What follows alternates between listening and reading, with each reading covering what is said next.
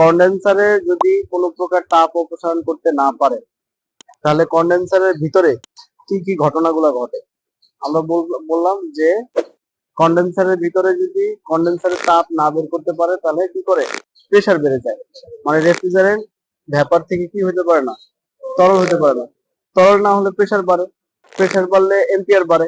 কারণ এই যে কন্ডেন্সার থেকে যে ইয়াটা বের হইতেছে, কম্প্রেসার ডিসচার্জ থেকে যে প্রেসারটা বের হইতেছে, এখন এখানে যদি পূর্ণাঙ্গভাবে তরল না করতে পারে তাহলে কি করবে, এখানে বাধা সৃষ্টি, বাধার কারণে কি হলো, এখানে এম্পিয়ারটা বেড়ে, চাপ বেড়ে যাবে, চাপের কারণে এম্পিয়ার বেড়ে যাবে।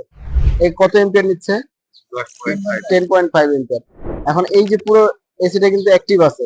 যদি আমার কন্ডেন্সারের, আমরা ফ্যানটা বন্ধ করে দিই, ফ্যানটা বন্ধ করে দিলাম, কম্প্রেসার চলতেছে, হ্যাঁ, তাহলে ওখানে কন্ডেন্সারের তাপ কিন্তু বের করতে পারতেছে না। এখানে হাত দিয়ে দেখো কন্ডেন্সারের তাপ বাড়ছে না। এবার এম্পিয়ার দেখো তো বাড়তেছে কিনা, এম্পিয়ার বাড়ছে, কত বাড়ছে। তাহলে এই কন্ডেন্সার ফ্যান মোটর বন্ধ করার ফলে কি হলো, চাপ বাড়তেছে, কিন্তু ভিতরে কিন্তু চাপ বাড়ছে, সেটা কিন্তু খালি চোখে দেখা যায় না। তাহলে এইভাবে যদি এম্পিয়ার বাড়তে থাকে, যদি কন্ডেন্সারে ময়লা থাকে, তাহলে তাপ যদি বের করতে না পারে তাহলে চাপ বাড়বে। চাপ বাড়লে প্রেসারটা কোথায় কোথায় পড়ে, কম্প্রেসারে পড়ে, ক্যাপাসিটরে পড়ে। ক্যাপাসিটরটা নষ্ট হওয়ার পিছনে একটা কারণ, সেটা হলো কন্ডেন্সারে ময়লা। তাহলে ক্যাপাসিটর তোমার নষ্ট হলে শুধু ক্যাপাসিটর চেঞ্জ করে দিবে, ব্যাপারটা কিন্তু এরকম না। আগে দেখতে হবে কন্ডেন্সারে ময়লা আছে কিনা। এটা কিন্তু এখন নিরাপদ স্থানে নাই, অনেক গরম হয়ে গেছে। হাত দাও, হাত দাও। আমরা এখন ফ্যানটাকে চালু করে দিই। কত এম্পিয়ার নিছে, 15, 16 এম্পিয়ার চলে আসে, 16 এম্পিয়ার, তাই না। এম্পিয়ার বাড়তে থাকবে, কিন্তু আমরা যদি এখন ফ্যানটা আবার অন করে দিই, দেখো ফ্যানটা আমরা দিয়ে দিলাম, এখন দেখো তো এম্পিয়ারটা কমে কিনা। তাহলে কন্ডেন্সার কি করতেছে, কন্ডেন্সারের ভিতরে যে রেফ্রিজারেন্টটা আছে সেটা তরলে পরিণত করতেছে। তরলে পরিণত করার ফলে প্রেসারটা কিন্তু কমে গেল। প্রেসার কমে গেল মানে কি, এম্পিয়ারও কমে গেল। এখন কিন্তু স্বাভাবিকভাবে আছে, এখান থেকে এখন ঠান্ডা বাতাস বের হইতেছে। কিন্তু যদি কন্ডেন্সারে তাপ অপসারণ করতে না পারে তাহলে তোমার এম্পিয়ার বেড়ে যাবে। এম্পিয়ার বাড়লে ক্যাপাসিটরের উপরে চাপ আসবে, কম্প্রেসার নষ্ট হয়ে যাবে। এবং যদি ফ্যান মোটরটা স্লো থাকে, তার স্বাভাবিক স্পিডের থেকে যদি স্পিড কম থাকে, তাহলে সেই ক্ষেত্রে এই সমস্যাটা। আমি একটা সেদিন তোমাদেরকে একটা কথা বলছিলাম না, যে আমার একটা বন্ধু পদ্মা নদীর পারে একটা স্প্লিট টাইপ এসি কাজ করতে গেছে, যেখানে 1 বছর ধরে ফ্যান মোটর নষ্ট, কিন্তু তারপরও এসি চলছে। কেন, তার কারণ ওই যে নদীর পারে যে তোমার প্রচুর পরিমাণ বাতাসের ফ্লো থাকার ফলে কন্ডেন্সারটা ঠান্ডা হয়ে গেছে। তো কন্ডেন্সারকে আমার তাপ অপসারণ করতে হবে, এটা হলো আমার কি মূল কাজ। এই মূল কাজটা আমার ঠিকভাবে হয় কিনা, সেটাই হলো বিষয়।